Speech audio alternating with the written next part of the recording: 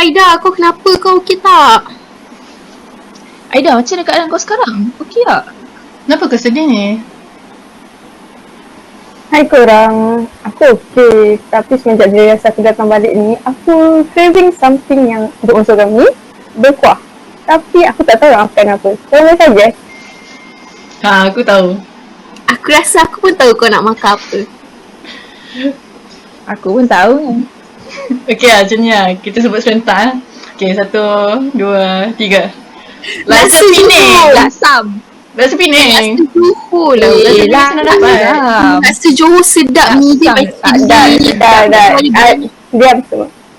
Okey, aku dah terima korang suggestkan laksa Johor, laksa Penang, laksam. Tapi aku nak dengar dulu seorang-seorang punya alasan kenapa aku kena makan laksa korang.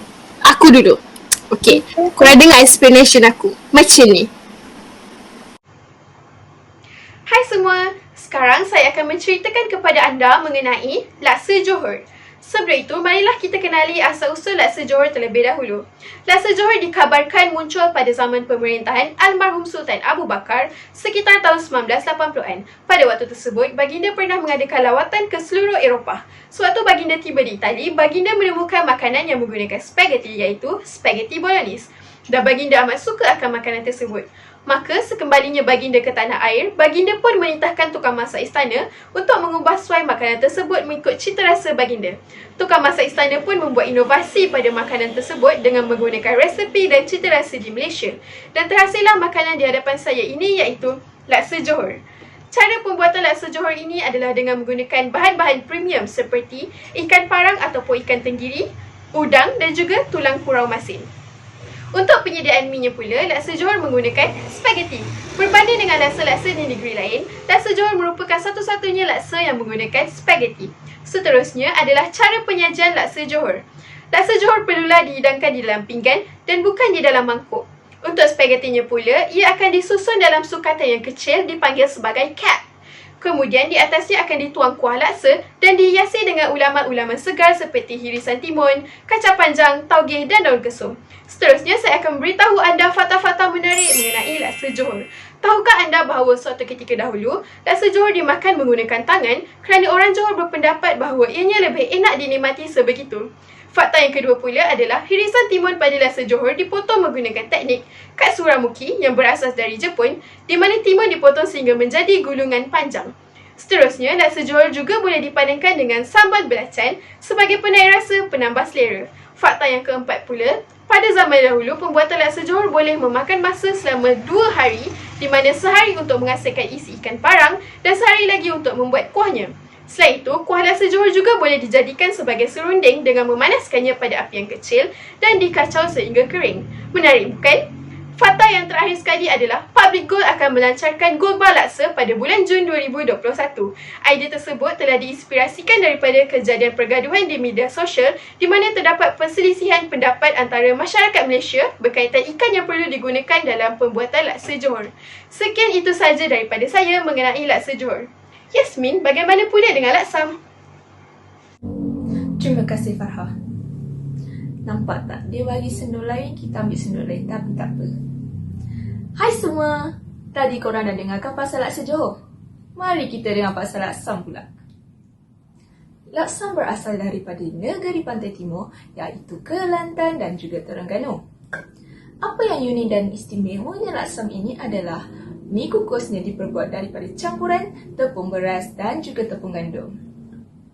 Bentuk mi-nya juga lain daripada laksa yang lain kerana mi-nya lebih lebar dan juga tebal. Ini adalah adunan laksam setelah dikukus, digulungkan dan digunting setebal setengah inci. Jadi kepada mereka yang rasa tidak puas hati ataupun tidak suka dengan mi yang halus ataupun nipis, korang boleh cuba makan laksam dan pasti korang akan sepuas hati dengan kelainannya daripada mi yang lain. Dari segi kuahnya pula, kebiasaannya kuah laksa berwarna kemerahan ataupun kuning kejinggaan. Tetapi, biasalah laksam lain daripada laksa yang lain kan? Warna kuahnya adalah warna putih kerana menggunakan santan dan pelbagai ikan yang dikisar bagi menambahkan rasa lemak.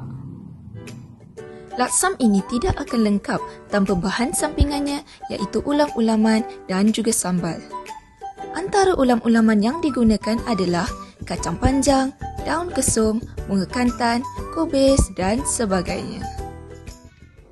Akhir sekali, marilah kita menjamu laksa.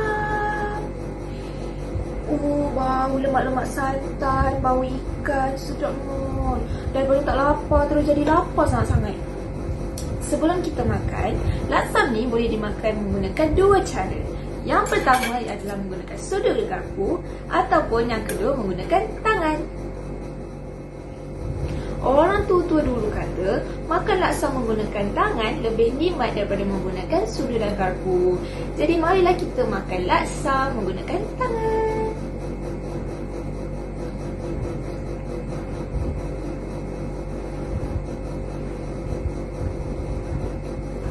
Hello, lama lagi ke? Giliran aku lah pula. Hei, nak makan pun tak senang. Tak apalah, saya makan kat tempat lain. Bye semua. Antara laksa yang terkenal di Malaysia ialah laksa Penang. Jadi laksa Penang ataupun nama lainnya asam laksa pernah dinobatkan sebagai kedudukan ke-7 dalam 50 makanan terbaik dunia oleh CNN. Jadi laksa Penang sangat popular di utara Semenanjung sehingga di setiap kenduri kahwin seperti satu kemestian untuk mereka hidang laksa Penang kepada tetamu. Jadi apa tu laksa Penang? Jom kita tengok. Hai, what's up guys? Hari ni kita buat laksa Penang. Tanpa mi, siapalah laksa? Jadi untuk laksa Penang, kita guna mi beras. Sekarang kita masukkan daun salad, irisan bawang dan timun, limau dan telur.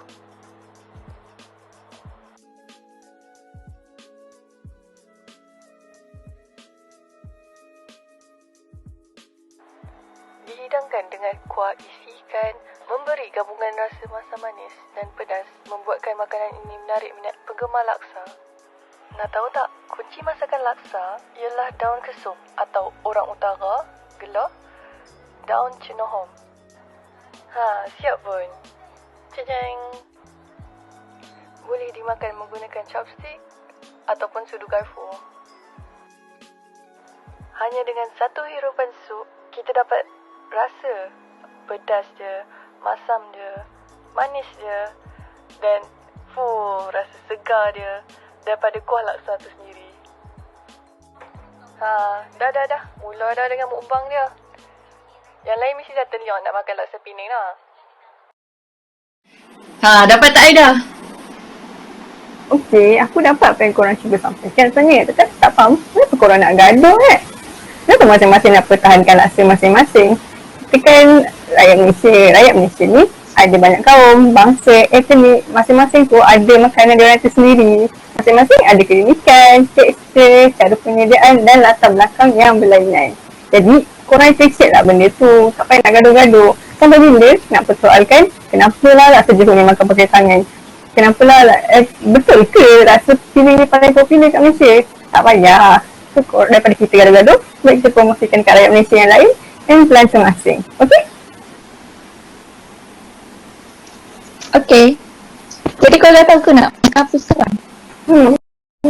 Laksa Penang. Johor. Mesti laksa kan? Mak, ada nak makan maggi kari?